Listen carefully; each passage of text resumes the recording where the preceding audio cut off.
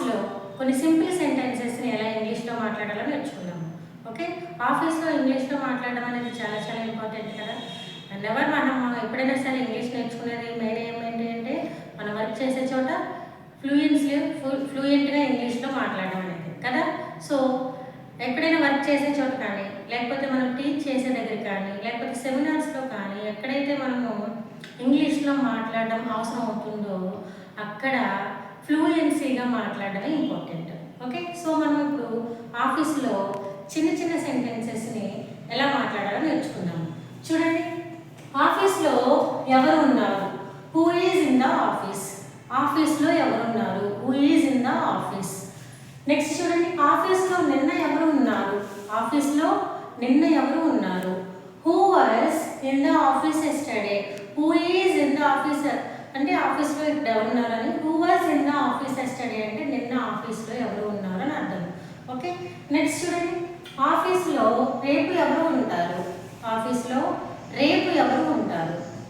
Who will be in the office tomorrow.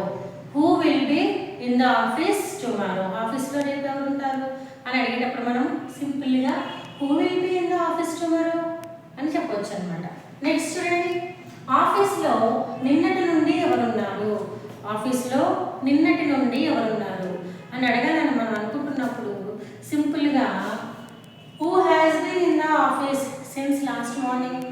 Who has been in the office since last morning. Actually ఇక్కడ last ప్లేస్లో మనం yesterday morning అని కూడా అనవచ్చు, నిన్న మార్నింగ్ నుంచి కదా.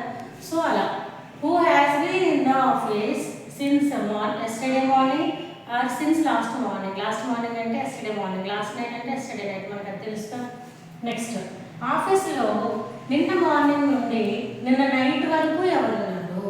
ఈ యాక్షన్ ఎలా స్టార్ట్ అయింది? ఫాస్ట్లోనే స్టార్ట్ అయింది, ఫాస్ట్లోనే కంప్లీట్ అయిపోవడం జరిగింది. సో మనం హ్యాడ్ బీన్ యూజ్ చేయాలి. So who had been in the office since last morning to last night or to night అనొచ్చు అనమాట. Who had been in the office since last morning to last night అనొచ్చు సింపుల్గా. Okay.